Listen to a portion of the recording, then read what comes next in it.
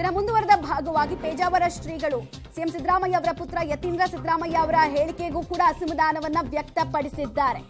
ಈ ದೇಶ ಮೊದಲಿನಿಂದಲೂ ಹಿಂದೂ ರಾಷ್ಟ್ರವಾಗೇ ಇದ್ದಿತ್ತು. ಯತೀಂದ್ರಗೆ ತಮ್ಮ ಮಾತಿನ ಮೂಲಕ ಚಾಟಿ ಬೀಸೋ ಕೆಲಸವನ್ನ ಪೇಜಾವರ ಶ್ರೀಗಳು ಮಾಡಿದ್ದಾರೆ. ಅಷ್ಟೇ ಅಲ್ಲ, ಸಿಎಂ ಪುತ್ರ ಯತೀಂದ್ರ ಅವರು ಕೊಟ್ಟಂತಹ ಹೇಳಿಕೆ ರಾಂಗ್ ಆಗಿದ್ದಾರೆ. ಬಿಜೆಪಿ ಹಾಗೂ ಆರ್ಎಸ್ಎಸ್ ದೇಶವನ್ನ ಹಿಂದೂ ರಾಷ್ಟ್ರ ಮಾಡ್ತಾ ಇದೆ. ಸಿಎಂ ಪುತ್ರ ಯತೀಂದ್ರ ಅವರ ಹೇಳಿಕೆ ಮತ್ತೆ ಚುನಾವಣೆ ಗಿಮಿಕ್ಕು ಅಂತೆಲ್ಲ ಕೆಲವು ಸ್ಟೇಟ್ಮೆಂಟ್ ಗಳನ್ನು ಕೊಟ್ಟಿದ್ರು.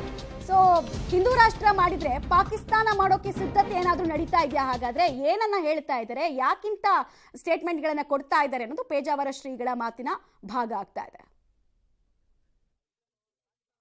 ಹಿಂದೂ ರಾಷ್ಟ್ರ ಮಾಡಿದ್ರೆ ಇದನ್ನು ಪಾಕಿಸ್ತಾನ ಅಂತ ನಾವು ಮಾಡ್ತಾ ಇದ್ದೀವಿ ಅಂತ ಯಾರು ಸಿದ್ಧತೆ ನಡೆಸ್ತಾ ಇದ್ದಾರೆ ಏನೋ ಅಂತ ಸಿದ್ಧತೆ ನಡೀತಾ ಇದೆ ಅಂತ ಮುನ್ಸೂಚನೆ ಕೊಡ್ತಾ ಇದ್ದಾರೆ ಅವರು.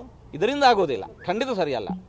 ಈ ದೇಶ ಹಿಂದೂ ರಾಷ್ಟ್ರವಾಗಿಯೇ ಇದ್ದದ್ದು. ಹಿಂದೂ ರಾಷ್ಟ್ರವಾಗಿರುವ ಹೊತ್ತಿಗೇನೆ ಇದು ಎಲ್ಲರಿಗೂ ಕೂಡ ತೆರೆದುಕೊಂಡಿರುವಂತಹದ್ದು. ಇದು ಎಲ್ಲರಿಗೂ ಕೂಡ ಯಾವ ಜಾತಿ ಧರ್ಮ ಪಂಥ ಪಂಗಡಗಳಿಗೆ ಮೀಸಲಿಡದೆ ಎಲ್ಲರನ್ನು ಕೂಡ ಒಪ್ಪಿಕೊಂಡಂತಹ ದೇಶ ಇದು ನಮ್ಮ ಹಿಂದೂ ರಾಷ್ಟ್ರ.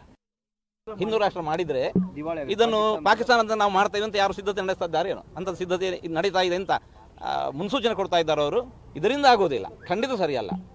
ಈ ದೇಶ ಹಿಂದೂ ರಾಷ್ಟ್ರವಾಗಿಯೇ ಇದ್ದದ್ದು. ಹಿಂದೂ ರಾಷ್ಟ್ರವಾಗಿರುವ ಹೊತ್ತಿಗೇನೆ ಇದು ಎಲ್ಲರಿಗೂ ಕೂಡ ತೆರೆದುಕೊಂಡಿರುವಂತಹದ್ದು. ಇದು ಎಲ್ಲರಿಗೂ ಕೂಡ ಯಾವ ಜಾತಿ ಧರ್ಮ ಪಂಥ ಪಂಗಡಗಳಿಗೆ ಮೀಸಲಿಡದೆ ಎಲ್ಲರನ್ನು ಕೂಡ ಒಪ್ಪಿಕೊಂಡಂತಹ ದೇಶ ಇದು ನಮ್ಮ. 22 ವರ್ಷಗಳ ಹಿಂದಿನ ವಿಚಾರವನ್ನ ತುಲನೆ ಮಾಡಿದ್ರ ಬಗ್ಗೆ ಕೂಡ ಅಸಮಾಧಾನವನ್ನ ವ್ಯಕ್ತಪಡಿಸಿದ್ರು ಪೇಜಾವರ ಶ್ರೀಗಳು. ಹಾಗೆ ಯತೀಂದ್ರ ಸಿದ್ದರಾಮಯ್ಯ ಅವರ ಹೇಳಿಕೆಗೆ ಸಂಬಂಧಪಟ್ಟಂತೆ ಕೂಡ ಗರಂ ಆದ್ರು. ಹಿಂದೂ ರಾಷ್ಟ್ರವಾಗೇ ಈ ದೇಶ ಹಿಂದಿನಿಂದೂ ಕೂಡ ಇದ್ದಿದ್ದು, ಈಗಲೂ ಕೂಡ ಅದನ್ನ ಮಾಡಿದ್ರೆ ಏನ್ ತಪ್ಪು? ಹಾಗಾದ್ರೆ ಪಾಕಿಸ್ತಾನ ಮಾಡೋದಕ್ಕೆ ಸಿದ್ಧತೆಗಳೇನಾದ್ರೂ ನಡೀತಾ ಇದೆಯಾ? ಇದನ್ನು ಒಪ್ಪಲ್ಲ ಅಂದ್ರೆ ಇದನ್ನು ಒಪ್ತಾರ ಅವರು ಅನ್ನುವಂತಹ ಅರ್ಥದಲ್ಲಿ ಪ್ರಶ್ನೆಯನ್ನು ಕೇಳಿದ್ದಾರೆ. ಜೊತೆಗೆ ಸ್ಟೇಟ್ಮೆಂಟ್ ಗಳನ್ನ ಕೊಡಬೇಕಾದ್ರೆ ಒಂದ್ ಸ್ವಲ್ಪ ವಿವೇಚನೆ ಇಟ್ಕೊಂಡು ಕೊಡಬೇಕು ಅನ್ನೋ ಚಾಟಿಯನ್ನು ಕೂಡ ಬೀಸಿದ್ದಾರೆ.